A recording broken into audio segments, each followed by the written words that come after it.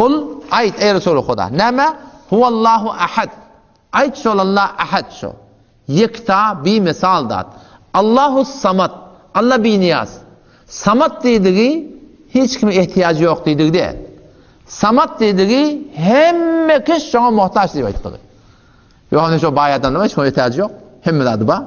Ona samad değil mi? Samad dediği derzimle hiç kime muhtaç değil. Hemme kişi şuna muhtaç.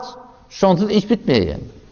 Samad diye bir şeyle bir zadı diyorlar. O zaman kimse var ya? Şu dine Allah tebarek ve teala şu.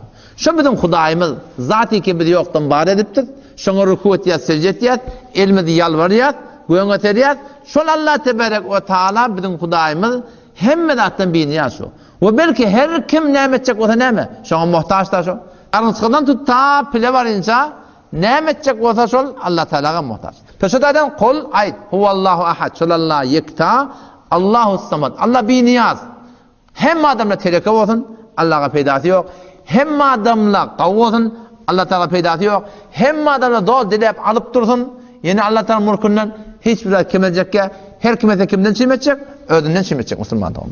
Ondan sonra hem Allahu samad lem yelid doğurmaptır ve lem yulad doğurmaptır diye. Bir zati ki avvallan bağımsız. Nişin hakkında da yüreğine yok dağıttır geliyor. Peygamberimiz şunu aydıptır. La yezalun nasu yetesaalun. Adamlar hemişe birbirine sorak giderler. Tavuk nemeden mi oldu? Yumurtkadan mı oldu? Şeyle mi oldu? Arda nemeden mi oldu? Sığırdan mı oldu? Koyun nemeden mi oldu? Kuzucuk. Onunla koyundan mı? O nemeden mi oldu? Onu kim becerdi? Bunu becerdi. Bunu kim becerdi? Şeyle adamlar sorarlar yerler diye. Hatta yuqalu hada. Ta ahir aydarlar diye. Halakallahul halq. Şunlara, mahluklara Allah yaratıptır. Hava. Femen halakallah diye eder.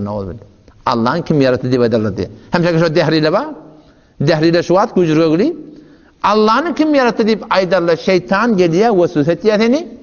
O için Peygamber Huda Aleyhisselam mübarek ağda bilen aydıptır. O şuna yolu öğrettir. Allah bir zati ki iptidası yok. Huvel evvel vel ahiru vel zahiru vel batin. Bir zati ki evvelden bağmıştır. O zaman şeytan gelip vesvese eder. Femen halakallah. Allah'ın kim yarattı diye eder. Feyda kalu zâlike Peygamber yol öğrettir. Her vakti şeytan şey diye ayıttı mı? Şeytan sıfatlar şey diye ayıttı mı insandan zillerden? Siz aydın Allahu ahad, Allahu samad, lem yelid ve lem yulad ve lem yekul lehu kufuven ahad. Ondan sonra ne? Thumme liyetful toram diye an yesari sol tarafına tükürtün niptir üst taraf ve yesta'in mineşşeytanirracim kavlen şeytandan Allah'a pena e'udu billahi mineşşeytanirracim deyip ne? Şu tefekkürü galattan ne demek? Yazmak gerek inşallah.